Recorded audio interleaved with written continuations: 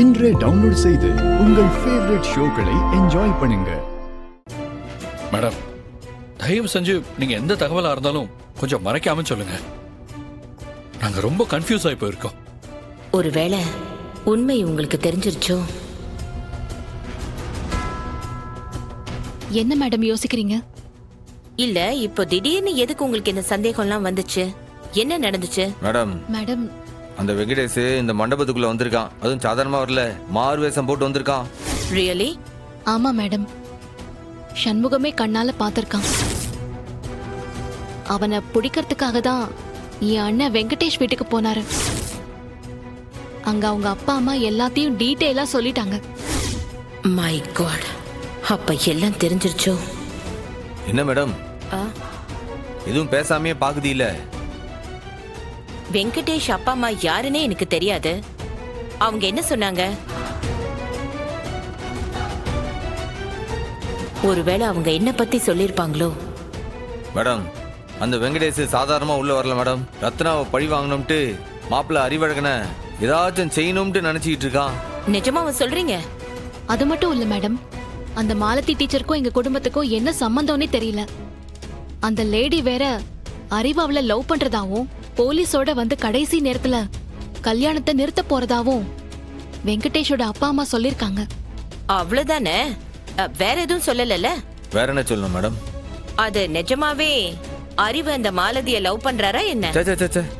அதெல்லாம் இல்ல மேடம். அறிவை பத்தி எங்களுக்கு தெரியும். கண்டிப்பா அந்த மாலதி ஏதோ ஒரு பொய் புகார் தான் சொல்லியிருக்கேன். அதை கூப்பிட்டு விசாரிச்சா கண்டிப்பா உண்மை என்னன்னு தெரிஞ்சிடும் மேடம். எனக்கு இது எல்லாமே முன்னாடியே தெரியும். என்ன மேடம் சொல்றீங்க? இந்த கல்யாணம் நடக்கணும்னு தான் நானும் பாடுபடுறேன். அதனால உங்களுக்கு தெரியாமலே இந்த பிரச்சனையை நான் சால்வ் பண்ணிடலான்னு நினைச்சேன். என்ன மேடம் இவ்வளவு பெரிய விஷயத்த எங்களுக்கு தெரியாமலே பாத்துக்கிட்டு இருக்கீங்க? எங்ககிட்ட சொல்லிருக்கலாம்ல. ஏற்கனவே நீங்க ரொம்ப டென்ஷனான ஆளு. இத சொன்னா எப்படி எடுத்துக்குவீங்களோன்னு தான் நான் சொல்லல. கவலைப்படாதீங்க, நான் குரு கிட்ட சொல்லிருக்கேன். இது எல்லாத்தையும் பாத்துக்க சொல்லிருக்கேன். நிஜமாவா மேடம்? குரு மட்டும் இல்ல, அவன் கூட ஒரு டீமே ஒர்க் பண்ணுது. வெங்கடேஷும் மாலத்தியும் தேடுறது தான் அவங்க வேலையே. விடியறதுக்குள்ள அவங்க 2 பேரையும் பிடிச்சிருவாங்க. நீங்க எதுக்கும் கவலைப்படாதீங்க. மேடம் இந்த பைத்தியக்காரன் வெங்கடேஷ் வேற கொலை கிலன்னு சொல்லிட்டு ஏதோ திரிதானா மேடம்? ஏ சண்முகம், ஒண்ணு பண்ணலாமா? என்னல? நிச்சயமா அந்த வெங்கடேஷ் இந்த கல்யாண முகூர்த்தம் 9 to 10 ஏதாவது குழப்பம் பண்ணலாம் தானே பிளான் பண்ணிருப்பான். ஆமா, அதுக்காக நாம முகூர்த்த டைமை மாத்தி வச்சுட்டா என்ன? இல்ல புரியல. 9 to 10 முகூர்த்த டைம் இருக்குல்ல, அத முன்னாடி தள்ளி ஒரு 7 மணிக்கே வச்சுட்டா?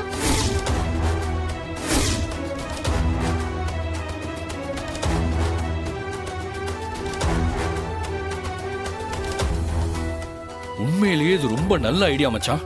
கரெக்ட். Good idea. எனக்குமே இந்த கல்யாணம் எவ்வளவு சீக்கிரம் நடக்குதோ அவ்வளவு சீக்கிரம் பண்ணி வைக்கிறது தான் எனக்கும் பெட்டர்னு தோணுது.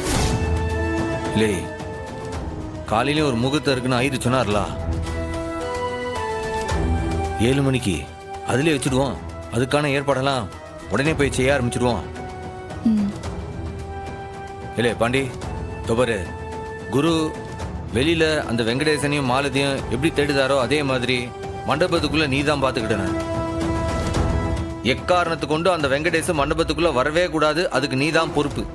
வேற எனக்கு வேலையே கிடையாதுல. அவனை ஃபுல்லா கண்காணிச்சுக்கிட்டே தான் இருப்பேன். நிச்சயமா வெங்கடேசால என்ன காப்பாத்த முடியாது. நம்ம சாக தான் போறோம். இப்படியாவது விஷயத்த அறிவு கிட்ட சொல்லிடணும்.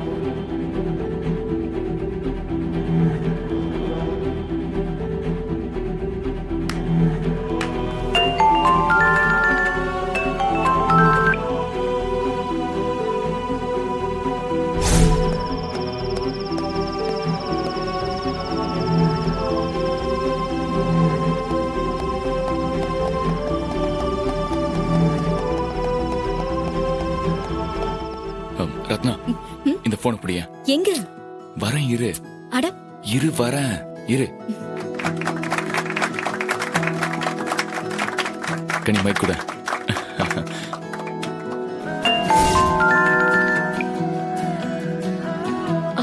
அறிவு அறிவு நீங்க எல்லாருமே உங்க சின்ன வயசுல இந்த பாட்டு கேட்டிருப்பீங்க. We were just kids when we fell in love அப்படின்னு ஒரு பாட்டு. உண்மையிலேயே நான் ரத்னாவை லவ் பண்ண ஆரம்பிச்சது எப்போன்னு கேட்டீங்கன்னா எனக்கு 10 வயசா இருக்கும் முதல்ல இருந்து. அப்போ நான் 5ஆம் கிளாஸ் படிச்சுட்டு இருந்தேன். அப்போ இந்த காதல் இருக்குல்லங்க, அது எப்போ வரும்னு தெரியாது. ஆக்சுவலா அது இப்பதான் வரணுங்கிறதுக்கு வயசு கூட கிடையாது. நான் 5th படிக்கிற அப்பவே ரத்னாவை லவ் பண்ண ஆரம்பிச்சிட்டேன்னு சொன்னல. ஆனா 8th படிக்கிறப்பதான் அவளை உன்னிப்பா கவனிக்க ஆரம்பிச்சேன். ஆனா நான் ஏன் ரத்னாவை லவ் பண்ண ஆரம்பிச்சேன்னு எனக்கு இப்போ வரைக்கும் தெரியலங்க. ஆக்சுவலா எனக்கு இந்த நட்சத்திரத்தெல்லாம் பார்க்க ரொம்ப பிடிக்கும். என்னோட ரத்னாக்கு அப்படியே ஒரு நட்சத்திரத்தோட சாயல். எனக்கு பட்டாம்பூச்சி ரொம்ப பிடிக்கும்.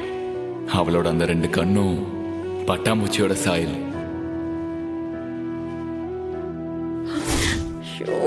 உண்மையை சொல்ல போனா சின்ன வயசுல நான் ஒரு ஒபீடியன்டான பையன் மாதிரிலாம் இல்ல, பயங்கர அராத்து. அதனாலேயே எங்க அப்பா ஊரை விட்டு டிரான்ஸ்ஃபர் வாங்கி போக வேண்டியதா போயிடுச்சு. ஆனா என்னமோ தெரியல, நான் சொன்னேன் இல்லையா இந்த சின்ன வயசு காதலா என்னன்னு தெரியல, வெளியூர் போயும் ரத்னாவை என்னால மறக்கவே முடியல. இன்ஃபேக்ட் நல்லா படிச்சு நல்ல வேலைக்கு போனா அப்படியே நிச்சயம் ரத்னாவை கல்யாணம் பண்ணிக்கலாம் நான் நினைச்சேன். ஆக்சுவலா நான் ரொம்ப வெறி பிடிச்ச மாதிரி படிச்சேன்னு சொல்லாங்க.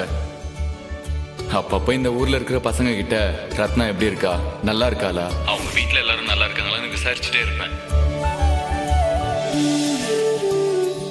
நான் +2ல நல்ல மார்க் எடுத்தேன்.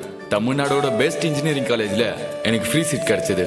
எங்க அப்பா மிஸ்டர் விநாயகம் அவர் தான் என்ன சேர்த்து விட்டாரு. ஆனா ரத்னா டீச்சர் ஆகணும்னு ஆசைப்படுறான்னு என் ஃப்ரெண்ட்ஸ் எல்லாருமே சொன்னாங்க. நான் கொஞ்சம் கூட யோசிக்கவே இல்லை. அந்த காலேஜ்ல இருந்து உடனடியா நின்னுட்டேன். சாரிப்பா. அதனாலதான் நான் பிஎஸ்சி சேர்ந்தேன். அடப்பாவி, இன்ஜினியரிங் படிக்க கஷ்டமா இருக்குன்னு தான் பிஎஸ்சி சேர்ந்தேன்னு நான் நினைச்சுக்கிட்டு இருக்கேன். என்ன இப்படி சொல்றான் இவன்? ஏங்க, எனக்கு அப்பவே சந்தேகம் இருந்துச்சுங்க. இவனுக்கு எந்த படிப்பா இருந்தாலும் நல்லா வரும், ஏன் இன்ஜினியரிங்க வேணான்னு சொல்றான்னு. பிஎஸ்சி முடிச்சேன், எம்எஸ்சி முடிச்சேன், எல்லாமே டிஸ்டிங்ஷன் தான். அப்புறம் பிஎட் முடிச்சேன், எம்எடும் முடிச்சேன். அதுக்குள்ள ரத்னா ஒரு ஸ்கூல் டீச்சரா வேலை பார்த்து அந்த ஸ்கூலுக்கு பிரின்சிபலாவும் ஆயிட்டா.